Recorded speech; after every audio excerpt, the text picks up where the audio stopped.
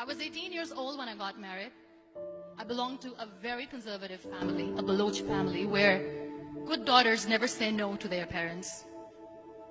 My father wanted me to get married, and all I said was, if that makes you happy, I'll say yes. And of course, it was never a happy marriage. Just about after 2 years of getting married, about 9 years ago, I met a car accident.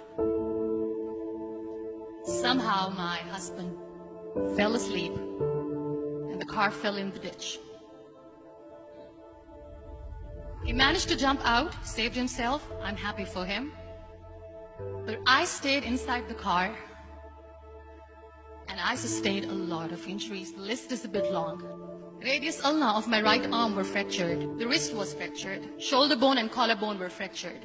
My whole rib cage got fractured. But that injury that changed me and my life completely was the spine injury.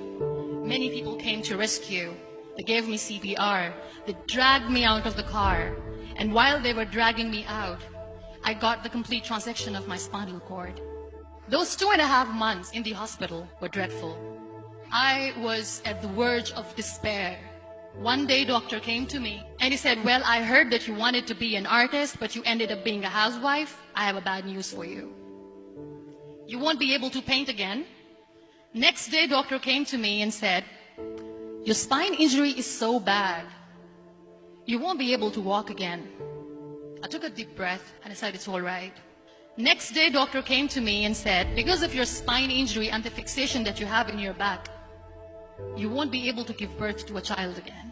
That day, I was devastated. I started to question my existence. Why am I even alive?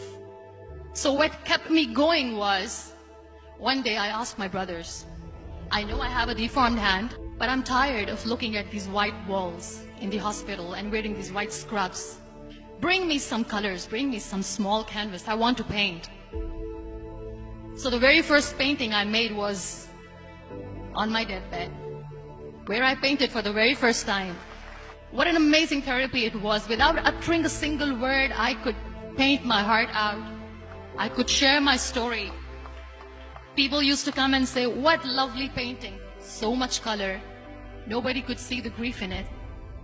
Only I could. And that day I decided that I'm going to live life for myself. I am not going to be that perfect person for someone. I am just going to take this moment and I will make it perfect for myself. That I'm going to fight my fears. So I wrote down one by one all those fears. And I decided that I'm going to overcome these fears one at a time. You know what was my biggest fear? Divorce. But the day I decided that this is nothing but my fear, I liberated myself by setting him free. And I made myself emotionally so strong that the day I got the news that he's getting married, I sent him a text that I'm so happy for you and I wish you all the best. And he knows that I pray for him today. Number 2 was, I won't be able to be a mother again. And that was quite devastating for me. But then I realized there are so many children in the world, all they want is acceptance. So there is no point of crying, just go and adopt one. And that's what I did.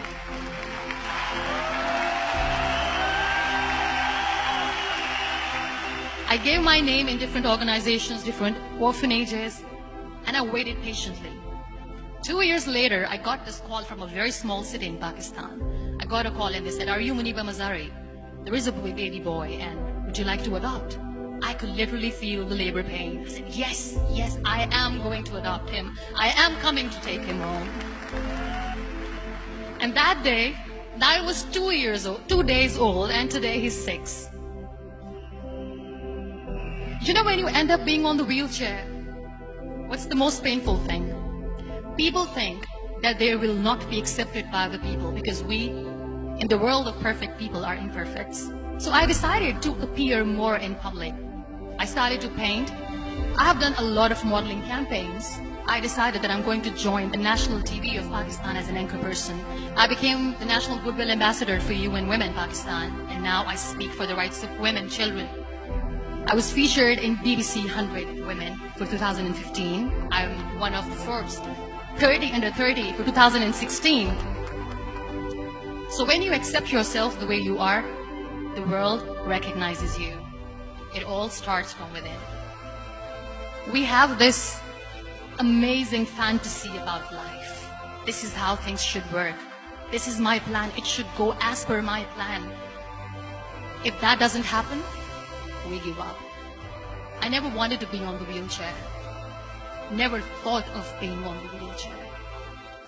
This life is a test and a trial, and tests are never supposed to be easy. So when you're expecting ease from life, and life gives you lemons, then you make the lemonade, and then do not blame life for that. It is okay to be scared. It is okay to cry. Everything is okay, but giving up should not be an option. They always say that failure is not an option. Failure should be an option, because when you fail, you get up, and then you fail, and then you get up, and that keeps you going. Embrace each and every breath that you are taking. Celebrate your life. Live it. Don't die before your death.